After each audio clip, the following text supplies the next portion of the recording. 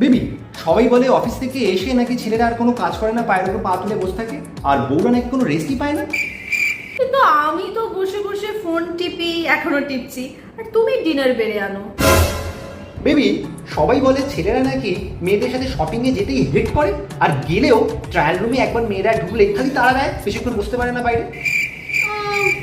সেটা জানি না, কিন্তু তুমি তো মোটামুটি 2-3 ঘন্টা আমি ট্রায়াল রুমে ঢুকলে ওয়েট করোই, আর তাড়া ফাড়া তো আজ অব্দি দাওনি আমায়। বেবি, সবাই বলে রেস্টুরেন্টে গেলে ছেলেরা নাকি মেয়েদের কি পছন্দ টছন্দ সেগুলোকে তোয়াক্কা না করে যেটা নিজের পছন্দ সেটাই অর্ডার দিয়ে দেয়। কিন্তু আমি আর তুমি মিলে তো সেটাই অর্ডার দিই যেটা আমি ডিসাইড করি, আর আমি খেতে না পারলে like most of the time তুমি তো সেগুলো খেয়ে নাও। বেবি, আর একটা কথা, কি?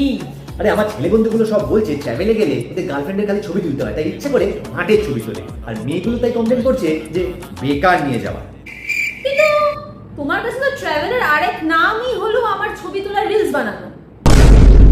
বেবি, সবাই যে বলে ছেলেরা নাকি শুধু একটা কারণেই বিয়ে করে, কি? মানে ওই যখন ইচ্ছা।